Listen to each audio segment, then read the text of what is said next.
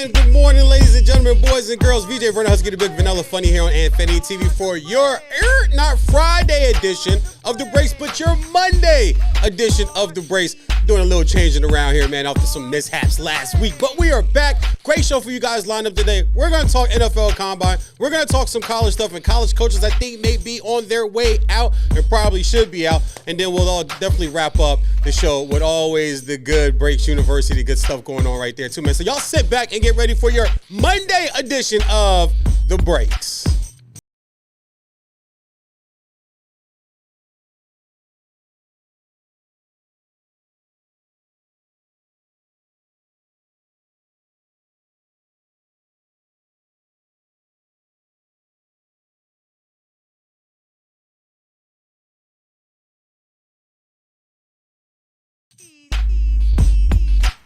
And welcome back, everybody, to your Monday edition of The Breaks. I am your host for today, VJ Verna Husky, the Big Vanilla Funny, the Big Vanilla Poppy.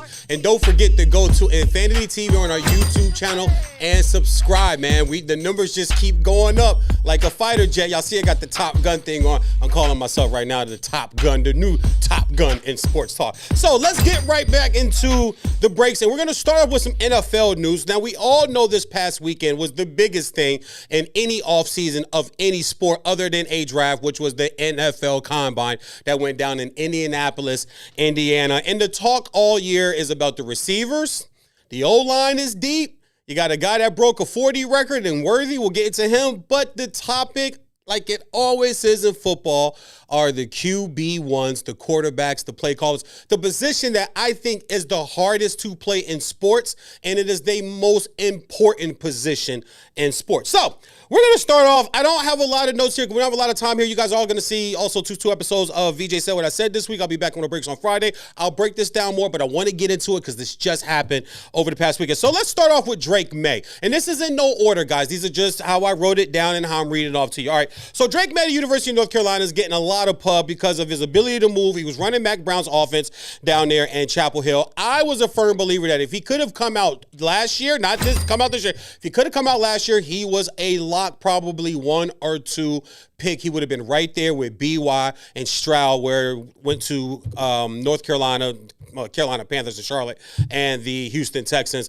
I think Drake May would have been right there. Had to come back this year, Some weapons gone. Things get harder when people get a lot of tape on you. The one thing I say about football, especially at the quarterback position, is you can sneak up on people as a true freshman or a redshirt sophomore, junior, things like that. Even a rookie replacing a starter in the NFL, there's not a lot of tape on you. You haven't been talked about in the defensive meetings all year long. Nobody knows exactly what you can do. They have a pretty good idea what you can do, but they don't know. And sometimes your ability will take you over the top. But when teams get tape on you, and football's a sport that they can just sit and watch over and over. And like myself, I watch each day of the Combine so far at least 2 or 3 times of each day. Fast forward, rewinding, going back, looking at games, looking at tape to compare the Combine with the things that I see on film. And for Drake May, I love the size. 6'4", 230. I want Drake May to be Josh Allen. I want Drake May to be Joe Burrow. He possibly could be Carson Palmer, who was a really, really good NFL quarterback. He could be Alex Smith, who was a really good NFL quarterback. Both were in bad situations, though, majority of their career. And by the time Alex Smith got Jimmy Burgers, they had moved on to Colin Kaepernick, and then he goes to Kansas City. And by the time he gets really settled in Kansas City because the man there, they move on with Pat Mahomes. The same I can say with Carson. He was in Cincinnati. Cincinnati's just bad. And when they once got good and they had a home playoff game, had the rival Steelers at home, what happens on the first play of the game? Defensive lineman crashes into his knee, tears his knee out, knocks him out. He completes the bomb down the field like 65, 70 yards. Okay. They go on to score, but they go on to lose the game. His career is never the same again. I just feel like that's where Drake May kind of sits with me. 65% completion percentage, 8,000 yards, 63 touchdowns, and 16 interceptions over his 2 years starting at the University of North Carolina. Thought he threw well during the season. I'm going to wait to see his pro day. Very interesting where he can line up and where he might fit in. One of these quarterbacks are dropping, guys. Everybody's not going to go where everybody thinks they're going to go. One of these quarterbacks are dropping. As I pull up the draft and look here, you got Chicago. I think we know what's happening there, whether they move down, keep Justin Fields, or they go after Caleb. But Washington, New England, Arizona's going to be so happy and blessed to see Marvin Harrison Jr. They're going to have their pick of the litter at the receiver position there. Arizona will. But then the Chargers, they don't need a quarterback. The Giants at 6 is a real important place in this draft, guys, because you have New Orleans, you have Denver, you have Atlanta, teams that are going to need quarterbacks. Does somebody come up? Do they believe in Danny Dimes, or do they want to draft a guy, sit him a year behind Danny Dimes, and then move on? Drake May could be a guy in that slot. Next up is Jaden Daniels. So I go back and I look at Jaden Daniels' work, and I like the kid, but he has a little bit of E.J. Manuel in him. And when I go back and watch the tape, and I watched a lot of Jaden Daniels tape, he was my Saturday morning tape guy. I just watched games of Jaden Daniels on my DVR over and over again. There are a lot of times he misreads RPO. He's shifty more than you know he is. Tough kid because he takes a lot of hits in the SEC. There are parts of his tapes where you go, wow, can this kid play any better? And then there are parts of his tape where it's like, okay, I get you through to that open guy, but you missed this open guy that would have been a first down. You threw to this open guy. He got tackled a yard or two short in a big moment, in a big game. You put on the Missouri tape, looks okay, looks good. You put on the Florida tape, it looks like, okay, this is the guy. You got to go get this guy here. I like the height of 6'4". Not sure I like the weight of 210, and we'll talk about somebody else that bulked up and put some beef on his body for the combine and looked really good. You look at Jaden Daniels here, won the Heisman. I would like him to add some weight, but the 12,000 yards, 89 touchdowns, and 20 interceptions while he was there. Very effective with Brian Kelly down there as their new coach at LSU. Going against SEC defenses, maybe not all the top tier, upper echelon. I don't think Bama's defense is what it was. Georgia's still very good. Bama's still very good, but Bama's have years where they've given up 7, 8 points a game, 8, 9 points a game. This year was more, I think, around 17, 18 per game that Alabama was giving up. So that's a 10-point swing, 10-point difference. That could be anywhere between 100, 150-yard difference in a game. When you're a quarterback that's just got it going, just feeling it, which Jaden Daniels was a lot this year, you can move the ball against guys like that. Also, a lot of attempts, too. So he's had a chance to show his stuff. Highest attempts is 388 while he was in college. Spent a lot of time in college. Another knock I just might have, or another tick, is I saw at LSU what I didn't see at Arizona State. So is that situational? Is that maturity? Is it going to translate? Jaden Daniels might be also one of those guys where you think he might has topped out already. That could be a dangerous thing, so watch that right there. Third guy I'm just in love with, and you guys probably already know why, and that's J.J. McCarthy. J.J. McCarthy is the wild card in this draft for the quarterback simply because of one thing. He was blessed enough to play and be coached by Jimmy Burgers. Jimmy Burgers is a guy who knows how to recruits 4 or 5-star guys, turns them into NFLers, 18 combine invites for Michigan players this year. 18, that is a new record that beat Georgia's 16 for the reigning, defending, undisputed 15-0 national champions. He did what Jimmy Burgers asked him to do. You hand to Donovan Edwards, you hand to Blake Corum, you let the best offensive line 3 years in a row in college football, 2 years they won the award, but 3 years in a row, best offensive line in college football, do what they do. You make the throws we need to throw. You need to make. His best weapon is Roman Wilson, guys. He didn't have a Rome. He doesn't have a Neighbors. He didn't have a Worthy. He didn't have, even though he could have had Worthy, because Worthy, quick sidebar, he broke the record for the 44-1, which beat out John Ross, who ended up getting drafted from Washington, ended up getting drafted by the Cincinnati Bengals. He was actually committed to Michigan. There were some coaching things and some personal things with a certain family member and a certain coach. You guys can go research it if you want. It's there. Ends up going off the decommitting, signing with Texas. But there were rumors last year that he was going to portal back to Michigan because said coach, said issue and problem was no longer in Ann Arbor, but decided to stay, had a pretty decent year. But what I love the most about JJ is his headiness, his dedication, his meditation, just his commitment to the game of football. And you see that with hardball players. They're committed to football. They don't have, these guys don't have a lot of different hobbies. It's football. When you hear that from your coach, you kind of ingest that yourself. Another thing I love, went to Michigan at 202, went to Michigan and rode at 202. Tipped the scale at 220. That's them weights. That's steak, man. That's that beef, them protein shakes. That's what they doing up there in Ann Arbor. He is bulked up, bigger, stronger, has to work on their intermediate to outer corner routes. That's fine. No quarterback's going to be perfect, but hit on everything else. His cone drill was top cone drill in the last 5 years. Something else I had down here. Oh, also too, his shuttle run was also top number one in the last 5 years as far as quarterbacks. Threw the ball at 61 miles an hour, which was only 1 mile an hour short of Joe Milton from Tennessee at 62. Where was Joe Milton before he got to Tennessee? Michigan. Harbaugh likes guys who could throw it through a barn wall, and he's got Herbert out here to do it. So I like JJ to move up and sneak up on people in this draft. And at 4, not a lot to say, Caleb Williams. Whether you like the kid or you don't, whether you like what his dad's doing or you don't, or whether you like what's going on and all the power that he has, the kid's already got $12 million in his pocket from NIL, which is from USC, which is about 15 minutes from where I'm sitting right now, up Figueroa. He's not thirsty. These kids aren't thirsty. Marvin Harrison Jr., they're not thirsty. They've already been making money. They've already been in NIL. Real quick, this class that's coming out right now, this is the first full NIL class to enter the NFL. So since they were 17, 18 years old, they've been making business deals and business decisions. So that's why you're seeing, they're not trying to buck the system. It's just different now with these kids. And I just think we need to evolve and change and stop jumping on him. He's going number 1 or number 2. It's number 1 and number 2. He's not falling past that. And then the last guy I want to throw out there is Michael Penix Jr. I like Michael Penix Jr. I really do. But he's got a little Achilles Smith in him. And he's got a little Malik Willis. And I was really pulling for Malik Willis, but the tape don't lie. And I'm a guy that goes, watch the tape, put the tape on. When you put enough tape on, it's like, Malik, I was really pulling for you, man. But something's off. And I don't know if it was that Vrabel's on his way out in Tennessee. Yeah, 3 quarterbacks you're playing with him and Levis and Tannehill. There's the rumblings of Derrick Henry leaving, it being his last year. So maybe that had something to do with it. I don't know. But when I look at Michael Penix, I put 1 game film on, and that tells me what he's going to have problems with in the NFL, and that's the natty game against Michigan's defense. That's a pro-style defense, pro-style schematically, pro-type players, a corner that's going to get drafted, a defensive lineman that's going to get drafted, all in the 2 rounds. When he went up against that, he got tortured. Bye-bye. He got shrunk. He was in the Big Ten in Indiana, and he kept getting hurt because this is the big boys division over there. It's not the Pac-12. The Pac-12, no one plays defense. That's why you see these Pac-12 quarterbacks throw these ridiculous yards and numbers. Bo Nix, you can go back to Ryan Leaf. In the Pac-12 now, you do have your Aaron Rodgers, you do have your Andrew Luck, but for the most part, it's not a lot of those guys, man. That's the only thing that bothers me. I want to see Dante Culpepper. I want to see Donovan McNabb. I just don't think that he's those guys right there. And then just quick, real last thing with my man Bill Belichick. Hey, buddy, it's over. You Bill Belichick guys out there, it's over. He's done. He's not coaching again in the NFL. He's not going to be a head coach anymore. Stop it. I don't want to hear it. I don't care how mad you get at me. I'm going to keep telling you guys he's done. How does Bill Belichick not get a job? Yes, it's not so hard ass around here as one of the sources has said.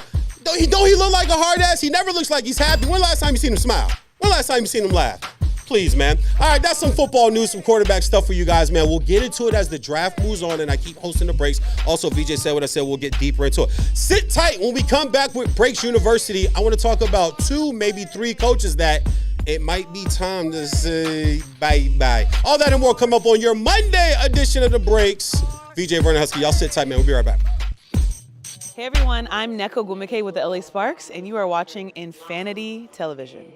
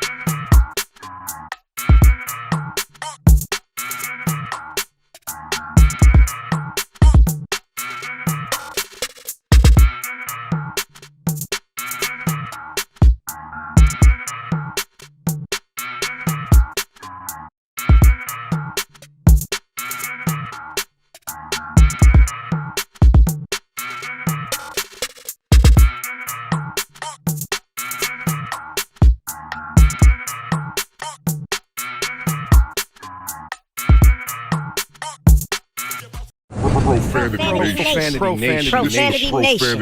A podcast for the fans, by the fans. Dive deep into the topics the other shows miss. Raw and uncensored. And he's going to play team ball. His legacy is at stake. Rare, hard-hitting interviews with players, coaches, and you, the super fans. I'm not hating. I'm like, okay, cool. Good. 3 championships in 5 years. He's more than good, bro. Profanity Nation. Listen live or subscribe on your favorite podcast platform.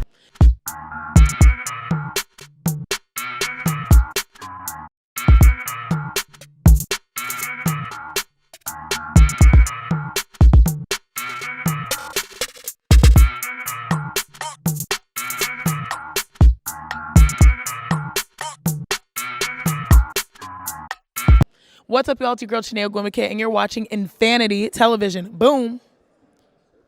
Shout out Infanity Television. This is Juju Watkins. See y'all.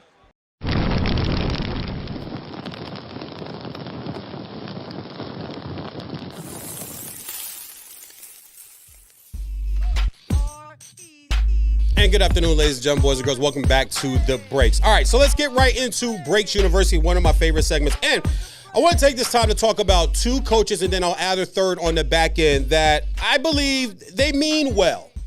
I think they mean their programs well. I think they mean their kids well. But I do think it's time for both of them to be fired. And that is Juwan Howard of the University of Michigan and Penny Hardaway of the University of Memphis. Now, let me start by saying these are 2 gentlemen. At my age, I'm 46. So I remember these guys when they were introduced to the world. Like, I remember when Penny was going by Infanity, not Anthony, Infanity Hardaway. And Juwan Howard was part of the Fab Five, which changed the look of basketball for about 20 years until the short shorts and the no socks and the low sneakers all kind of made its way back. But if you wear black socks today, I don't care how old you are, if you wear black socks when you ball, that's the Fab Five.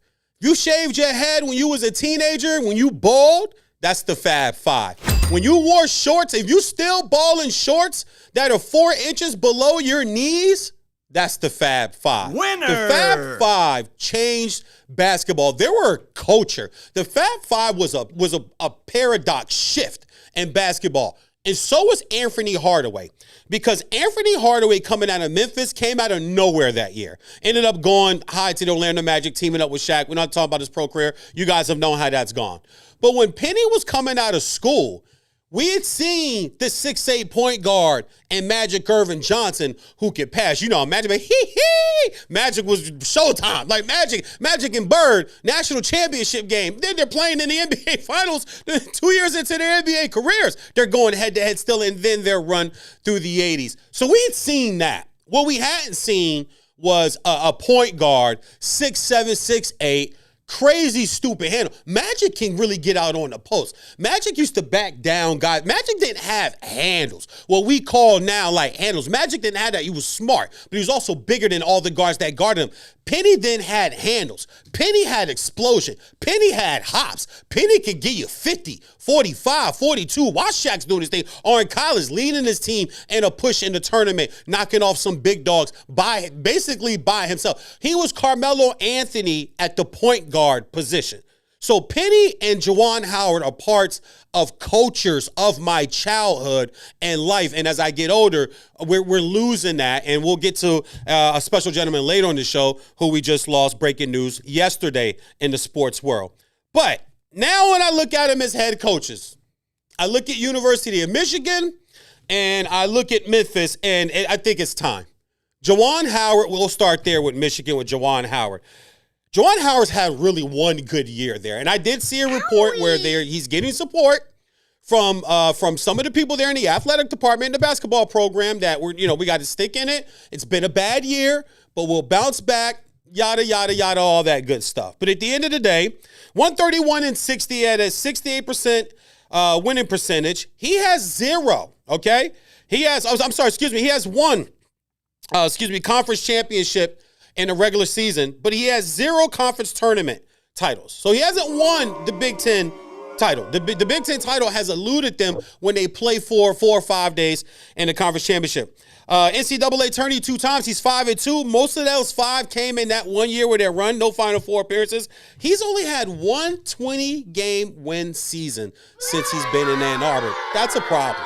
I'm sorry, that's a problem because the standard is 20 in basketball, just like in football it's 10. And baseball, I would think it's 25 to 30 if you're a great team, right? These baseball kids in college, where you play 50, 60, 70 games. You want to win. You want to win more than half of those to be seen as a program on a rise, or the program where the coach is safe and his seat is not as hot as fish grease. Some other things I looked at too, his best players transfer. He's lost Hunter Dickerson. He goes off the camp. Why doesn't Hunter Dickerson stay there? Right? Something's up when your best players. We're all going to lose players in the portal. Players are going to go. But when your best players leave, just to me, it's a red flag. Something's up when your best guy can't be kept. Even in the NIL, that means Michigan's NIL deal or whatever money they got flowing around there was not enough to keep him there. He goes to Kansas. Kansas isn't even having a great year. Now, they're going to go to the tournament. Michigan's not sniffing the tournament. They're going to go to the tournament, but yeah. It's not like he went from there to a bona fide national championship contender.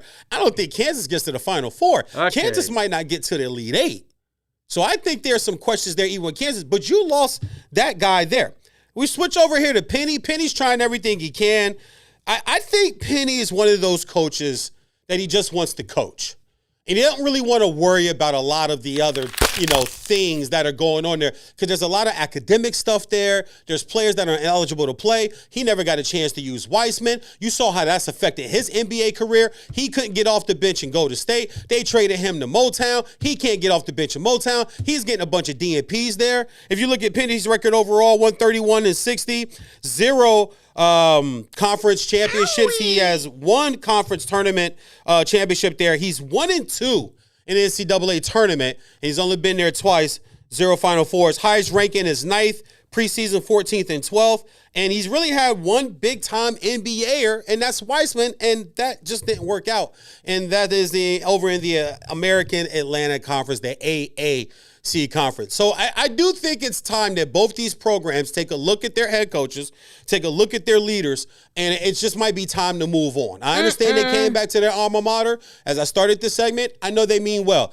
I just think it's time to fire these 2 guys and get somebody else in there that's going to be able to build these programs, because both of these programs deserve to be a lot higher and a lot thought of than they are. Michigan is in the toilet right now as far as basketball is concerned. And when you're talking about Juwan Howard, listen, he's got a zero tolerance. He's got a zero tolerance policy because he's had some run-ins. The Wisconsin assistant coach, his name's Joe Cabrenhoff. Cabrenhoff, is that how you say that? Cabrenhoff? Back in 2022, they had the old push-in match there, shoving match there. There's been some misquotes and some things that he probably shouldn't have said on the record that he said. It's a lot of crumbs. The kitchen's not dirty, but there's a lot of crumbs on the floor. You got to sweep those crumbs up. I mean, there's not full-blown plates of leftovers everywhere. It's not SMU back in the late 70s, early 80s. It's not the U. You know what I'm saying? It's not those programs. But there's some crumbs on the floor when you look around. And you got to sweep some of this stuff up. Might need a new broom. Just saying. Also, just real quick, Tom Izzo, I love you, buddy. I really do. It just might be time. 9-9 in the Big Ten, 17-12. This is 2-3 seasons in a row now. It's just, people are being aged out. I just talked about Bill Belichick. Nick Saban gone. Tom Izzo's another one of those guys, 20 plus years. Just might be time there. So, all right, that's Breaks University. When we come back to your Monday edition of The Breaks, we'll get into some NBA news in the fast breaks. And I'm going to tell you guys where the NBA and American basketball sits right now in America. All that and more coming up on the edition of The Breaks. VJ Verna-Husky, Infanity TV.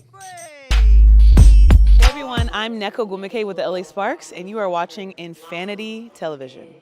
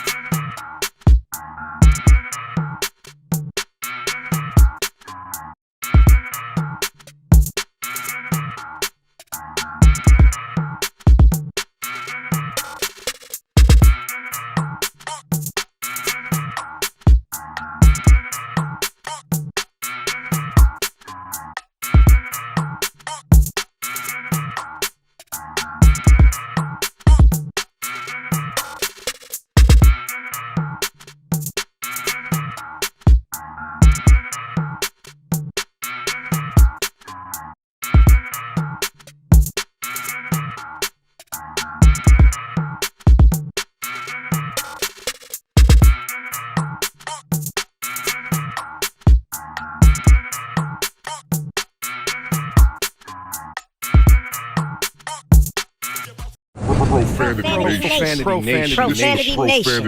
A podcast for the fans, by the fans. Dive deep into the topics the other shows miss. Raw and uncensored. And he's going to play team ball. His legacy is at stake. Rare, hard-hitting interviews with players, coaches, and you, the super fans. I'm not hating. I'm like, okay, cool. Good. 3 championships in 5 years. You more than good, bro. Profanity Nation. Listen live or subscribe on your favorite podcast platform.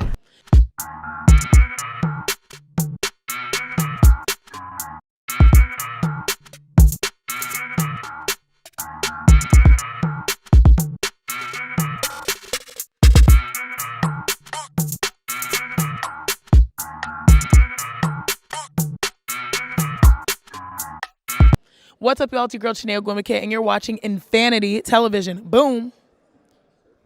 Shout out Infanity Television. This is Juju Watkins. See y'all.